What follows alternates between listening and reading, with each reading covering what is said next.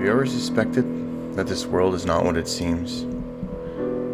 Have you ever experienced something you couldn't explain? Something strange? Something extraordinary? If not, do you wish you had? Do you long to experience that which lies beyond the bounds of the mundane world? Hidden somewhere just beyond the limits of our senses, If so, then join us as we take you on a journey. that blurs the lines between the normal and the paranormal. Welcome to Paranormalcy.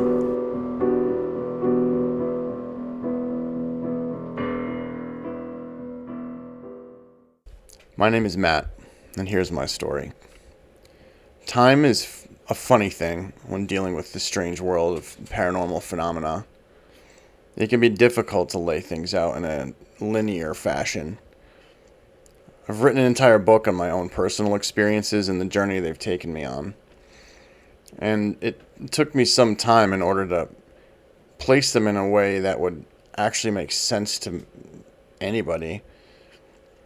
Events that transpired oftentimes didn't reveal their deeper meaning until another event years later. Topics like dreams, psychic abilities, and past life visions all seem to be intimately intertwined. When I was young, I was convinced that I was different. Different than most. It's not out of the ordinary for a child to think they're special, but for me, I was a bit stranger than that. I used to tell kids in the playground that I wasn't from Earth. I used to say there was a single cell behind my right eye that was my true alien form. And just where I got this wild idea, I can't say. Yet, behavior and beliefs such as these persisted and set me apart from my peers. It made my life rather awkward at times. There comes an age when fitting in with the crowd becomes essential for a healthy emotional balance when growing up, and for me that was no exception. Instead of sharing my strange inner world with others, I started to keep it to myself for fear of ridicule.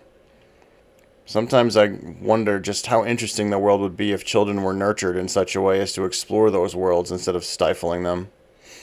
In any case, I began to explore the strange worlds of my mind and imagination by myself in the privacy of my own room, and outside the view of any judgment associated with my adolescent peers or adults calcified by their mundane worldviews.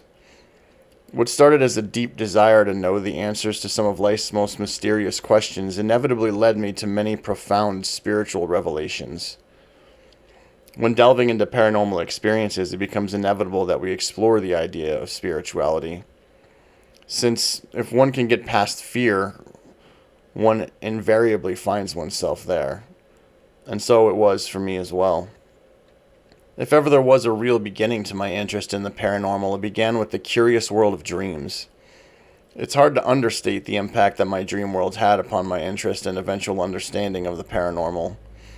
The journey I took with those worlds brought me from terrifying nightmares to vivid lucid dreams. Dreams so powerful that they allowed me to conquer deep fears I held within the waking world.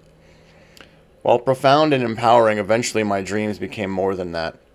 Whether they were visions of other lives, other worlds, or even the future, I became aware that there was far more going on when we sleep than just random neurons or even subconscious mind sorting things out from our day.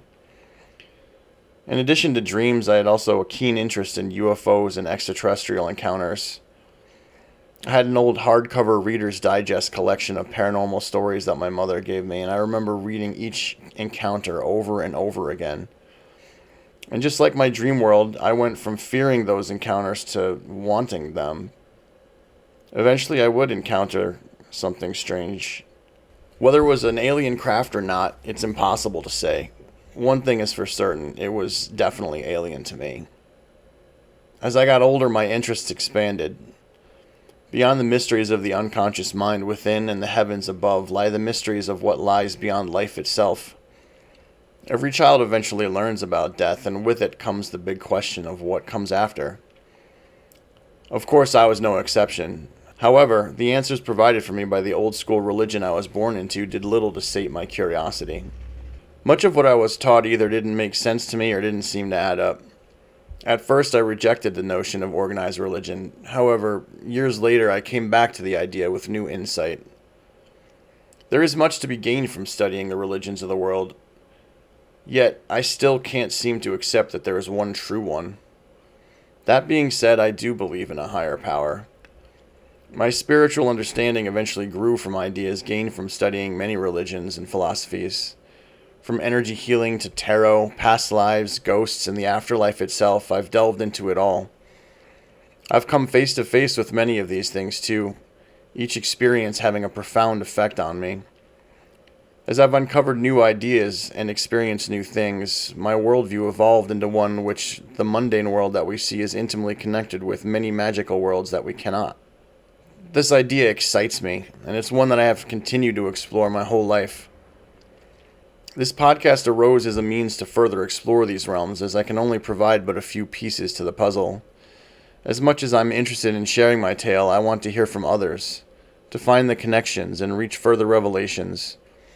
Each episode will in effect be the start of a series that we will add to with more stories and insights as we discover them, and I personally can't wait to embark upon this journey with all of you.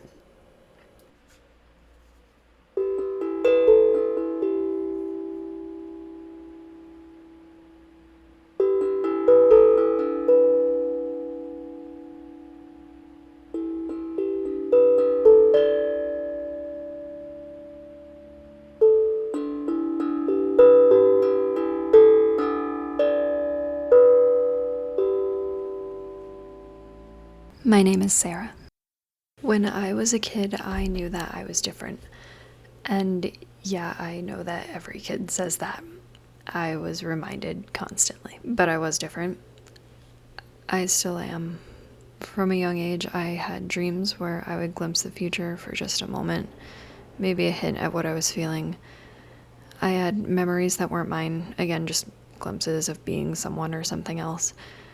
I had fears based on things that I had never experienced and had no ability to conceptualize. I remembered laying in a daybed, the panic that set in as I realized that I was going to fall asleep and just not wake up, and I couldn't do anything or let anyone know about it. How soft the edge of my scarf was, and how warm the sun was, and how eventually I couldn't keep my eyes open. In this reality, when my mother gave me half a children's Motrin, I would scream. I thought I was going to fall asleep and not wake up.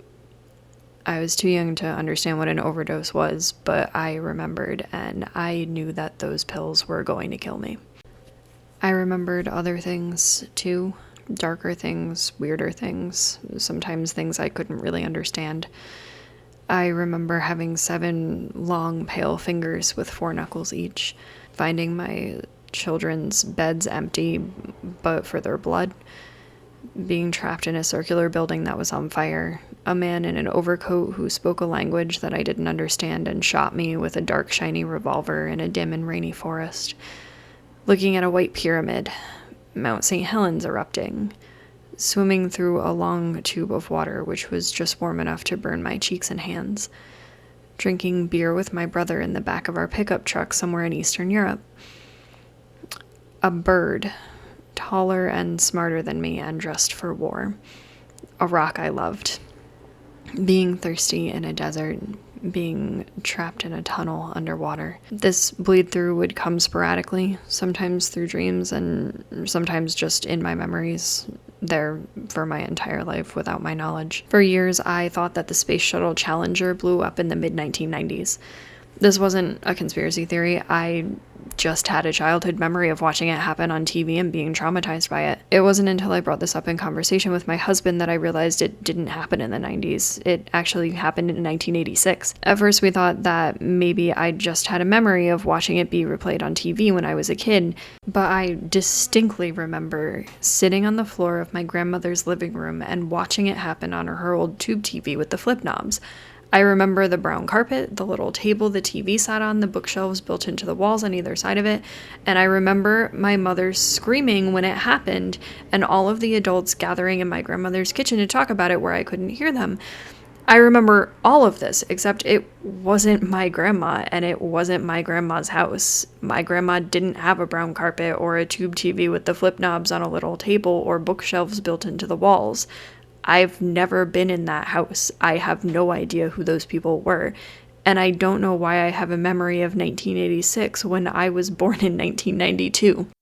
Of course, these are the musings of a 30-year-old woman. When I was a kid, I couldn't articulate any of this. I just knew I was different, and it seemed like there were some things that I was just meant to do. From an early age, I would do things that imitated sympathetic or natural magical practices without having any way of knowing what they were. I would attempt something akin to geomancy.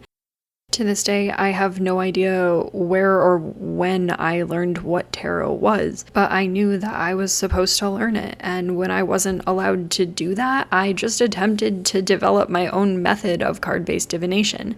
I spoke to spirits, I tried to engage in automatic writing, and talked about my sister Alex, who had dark curly hair and was always with me, but was the daughter of neither of my parents, relentlessly. Nobody ever really liked me, especially my parents, and I was okay with that. I knew that I wasn't there for them, and everything around me was just an obstacle that I would eventually surmount, and then I'd be able to actually start my life and do the things that I was meant to do. Then the internet happened, and I realized that I wasn't actually alone. There were a lot of people like me, and a lot of people who had kids like me, who had the same strange and confusing memories. And instead of ignoring them or yelling at them, the parents were listening and helping them, even doing research to try and corroborate their kids' misplaced memories. It was the first time that I felt seen, and it was the apogee of my involvement with the paranormal.